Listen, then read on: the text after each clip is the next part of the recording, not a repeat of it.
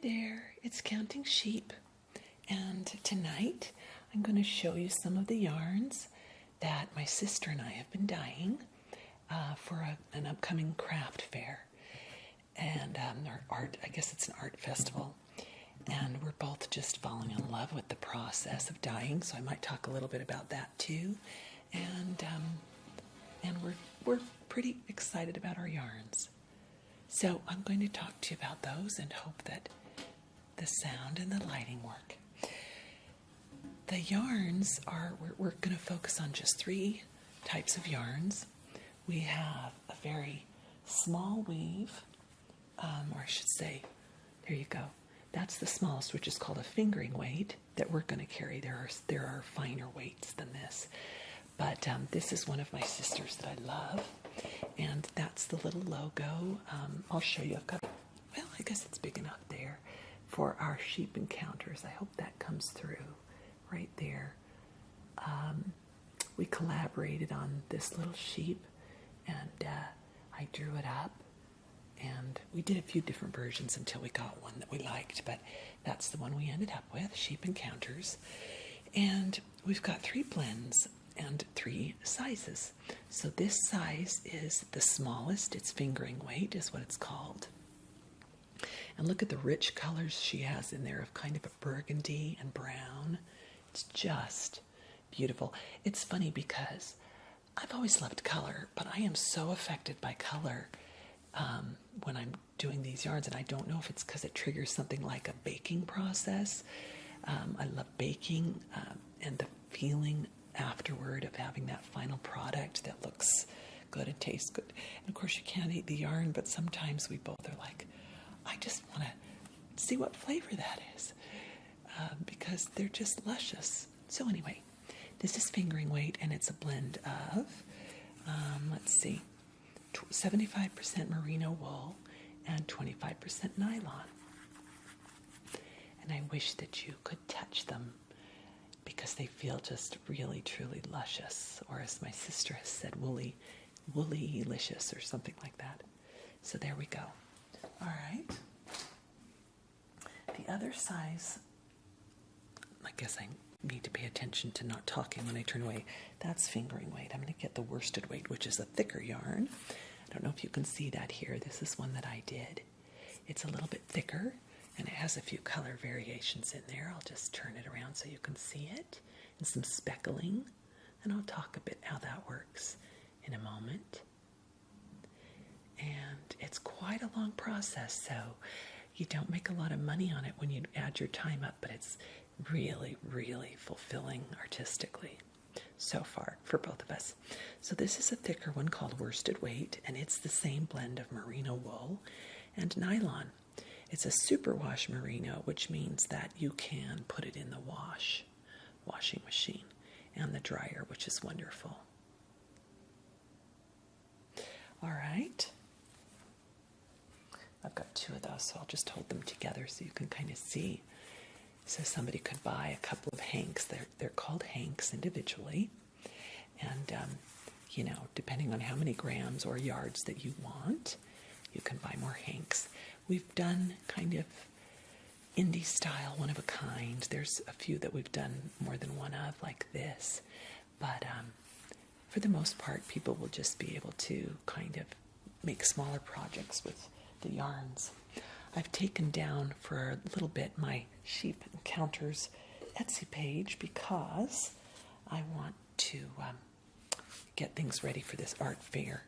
And so I want to be sure I have some things to show there, the shawls and things, but end of October I'll get my site up again. So this one is a little crazier, a little more 60s tie-dyed look. It's got yellows and kind of a rosy magenta there, and some blue speckling. And this is that same blend in the fingering, or in the worsted weight, which is a heavier yarn. It's not a bulky. The bulkies are much heavier weights, but it's a nice mid-weight where you can crochet or knit something up pretty quickly, and yet still get a little more definition with it. All right. Then I'm going to show you one of my sisters that's my favorite.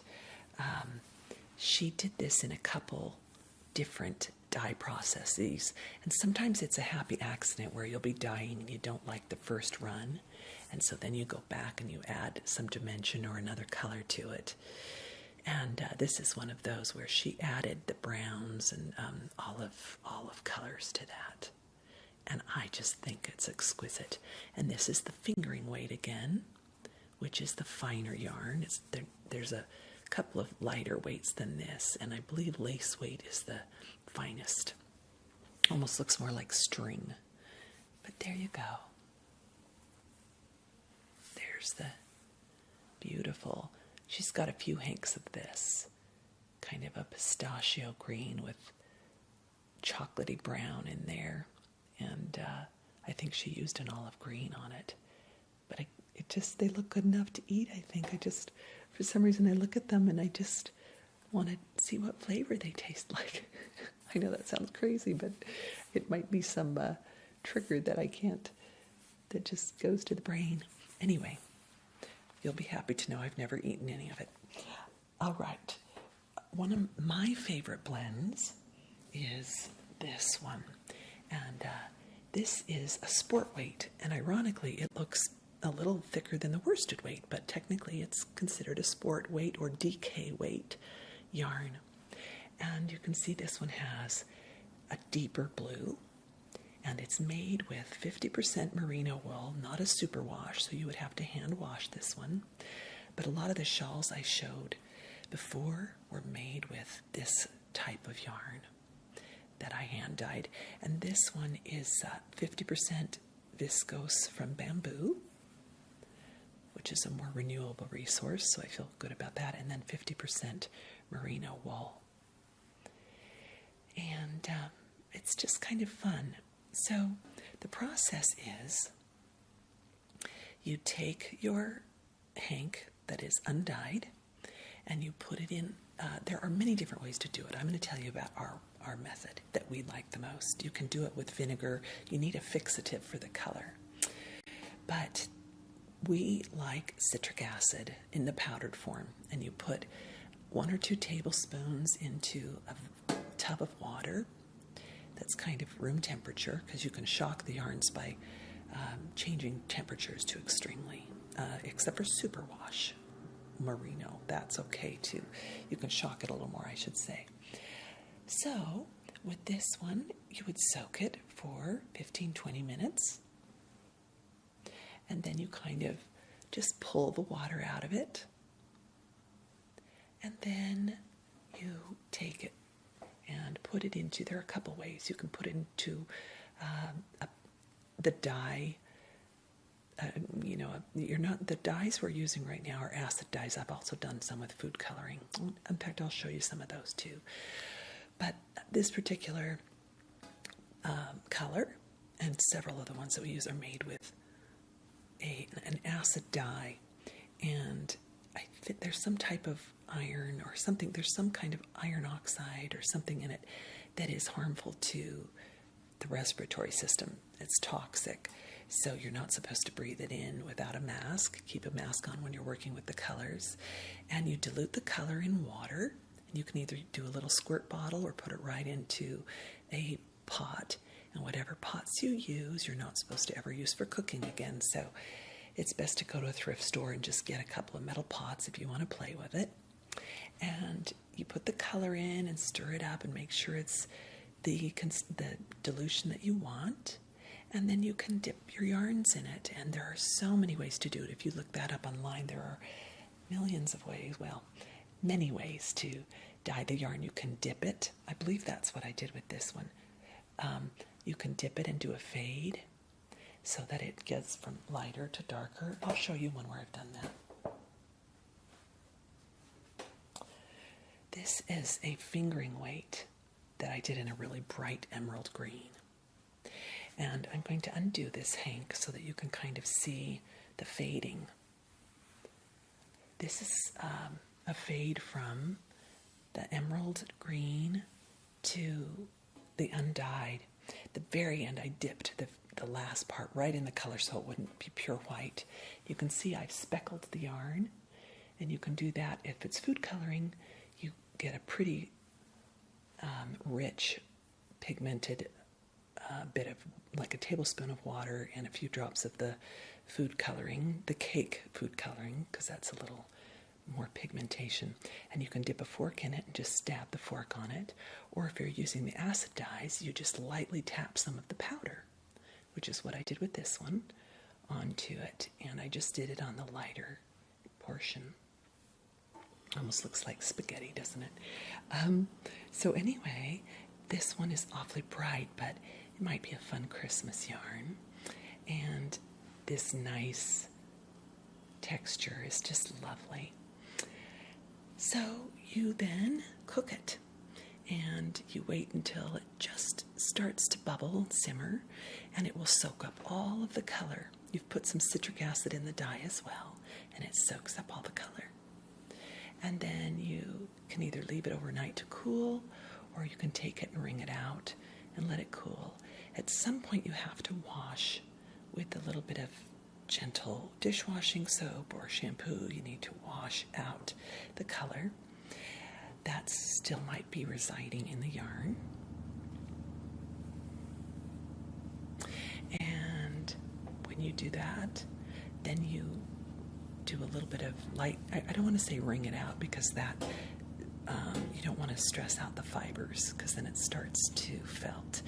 But if you gently just kind of wring out the water, then hang it out to dry, and it sometimes can take a couple of days to dry. You can also put a fan on it, but then after you let it dry, then you have this wonderful product, and you can either take it off of this hank and put it into a ball and use it, or sometimes I like to mix up the color. Let me show you one.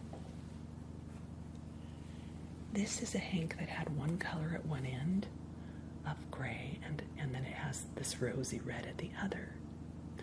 But once it was dried, I wrapped it onto the, I can't remember what it's called, the spinner. I can't think of what it's called. And then I put it into a ball, and then I respun it again at a different width so that the colors would mix together. I don't know if that's understandable, but that's what I did with this one. And so then it creates a different effect, you know, with the look of the yarn. The yarn, once you knit it or crochet it, will be the same in either form. All right, so then I'm going to show you how to kind of twist the yarn to put it into the decorative hank for display.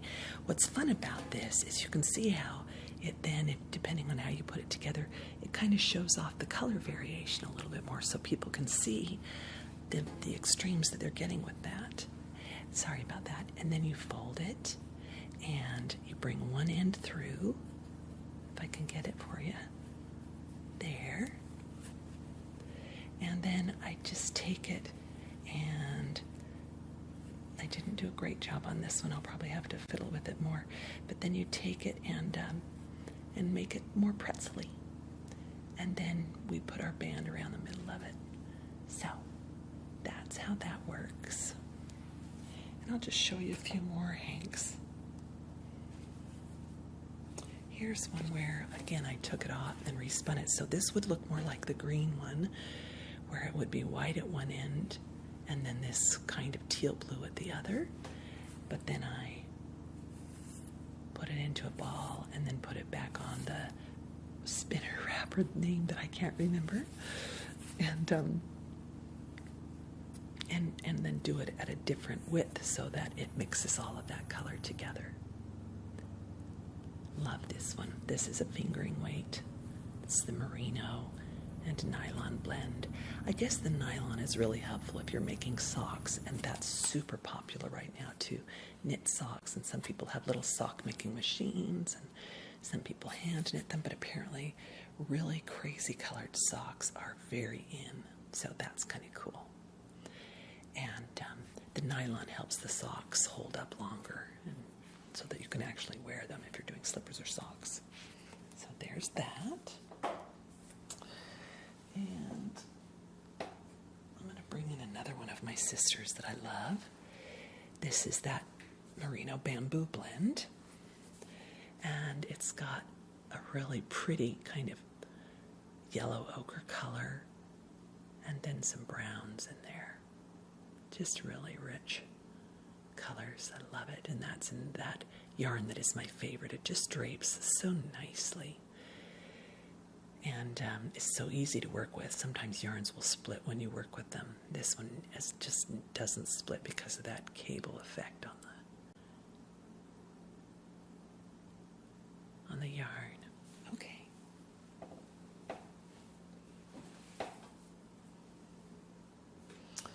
Here's another fingering weight, and it has lots of colors to it. So this one I did by soaking the hank and then spreading it out on plastic wrap and then getting squirt bottles with different color and just squirting different sections of the hank with a different color. And then you get this kind of multicolored effect, and it will create a little mottled look in the yarn. The fade dyeing where I dip it tends to create more stripes, and this where there's several kind of gives it more multicolored look when you knit it up, crochet it up. So kind of fun. There's about 5 colors there. It's got purple and a honey mustard color, a chocolatey brown. I call this one my Patina. I mix 2 colors together to get this color. And then an orange, kind of a deep russet orange in there. I don't know if you can see that very well, but there you go. Okay.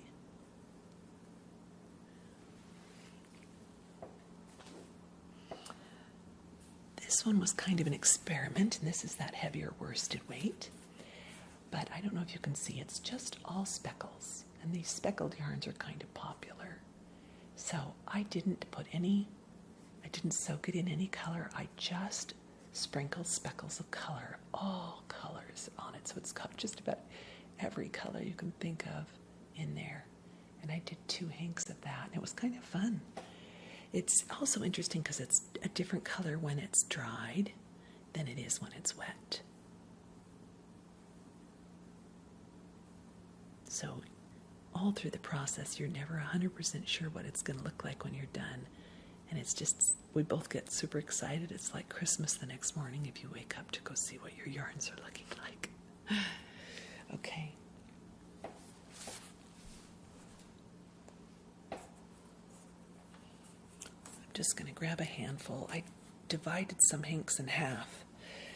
And I started with mini hanks. These aren't even mini hanks. Mini hanks are teeny little hanks that have 10 to 20 grams, which isn't much, but they're great for sock making if you want lots of different colors. But these are food coloring that I used on these with that same bamboo blend, wool blend, and I did the speckling with stabbing the fork on the yarn. I'm hoping this shows up for you. I hope you can see these all right. And I played with more rainbow colors for this. I'm calling this my Pride Blend set. There we go. I really like these oranges in this one. And you can see there's just a little bit of speckling there too, with a little deeper reddish orange. I'll show you a few more of those hanks. I think they're kind of playful. That one has a really nice blend of the deeper reddish orange. Kind of fall leaf colors, yeah? And then another green with blue and purple speckles. Kind of a turquoisey blue. There you go.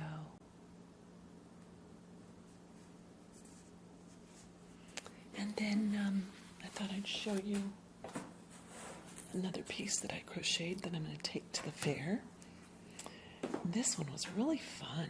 I don't know if it'll come across on the camera, but it's a mix of 2 types of patterns in crochet. A pineapple.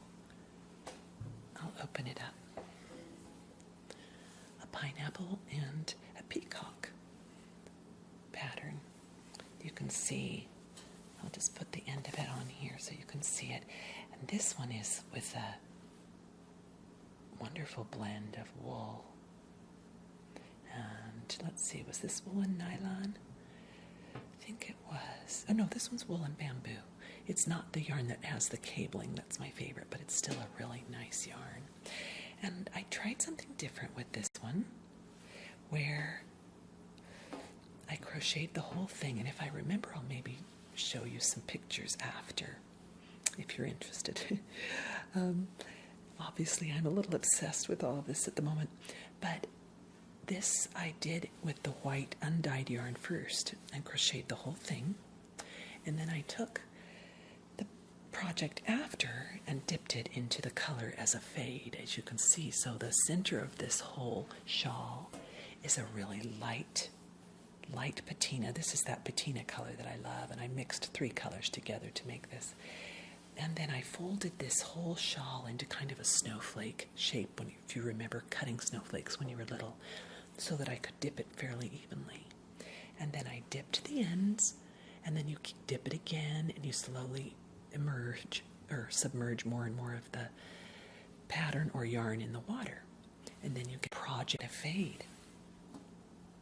And if you want an ombre fade, this is more of an ombre fade where it's just one color to the other.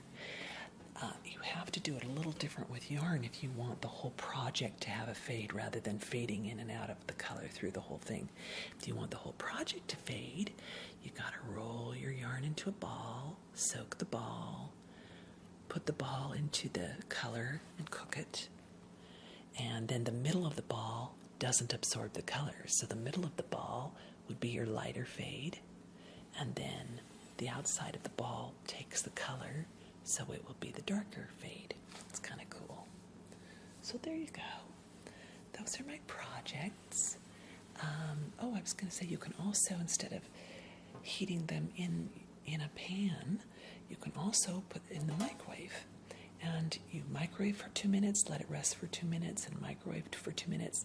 You can cook your yarn with the color that way. It's a little faster, uses less water. You still have to wash it after. So I'm just kind of talking you through it, but know that if you want to try it, there are many, many YouTube videos that are instructional tutorials that will talk you through it. And, I love the squish of this yarn, so I'll play with that for a minute here at the end. So if you're into trying it, I encourage you to do it. That's how my sister got started in it, and that's how she got me going in it, was just watching YouTube videos. And you can find lots of patterns on there if you want to learn to crochet. I learned to crochet originally from watching YouTube tutorials. I think it was about 5 or 6, maybe more than that, maybe more like 10 years ago. And I just crocheted a scarf first, a little twisty scarf, and it wasn't very neat or even, but that's kind of what you got to give yourself for the first project. Just let it not be the best, and then you're going to get better at it, and you're going to learn little tricks, and when you run into a problem, there's often a solution video on YouTube too. So I love YouTube for this kind of stuff. And I've actually made a pattern for a cowl that I'm going to sell the pattern eventually. And the cowl has a little point, the triangle shape, and a little bit of eyelets in there, if you can see. I don't know if that's coming through.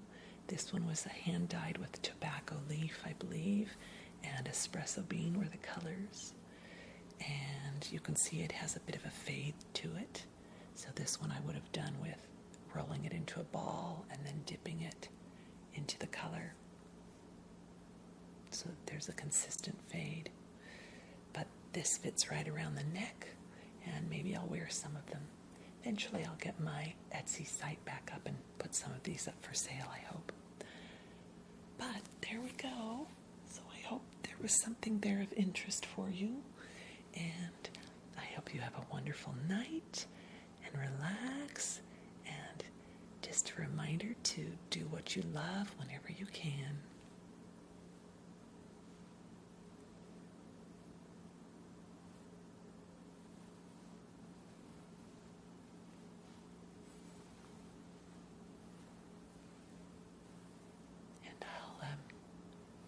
end the video by just showing you the display that we've put together, or that we're putting together. It's not done, but I'll just run the camera over it so you can have a peek at that. Okay?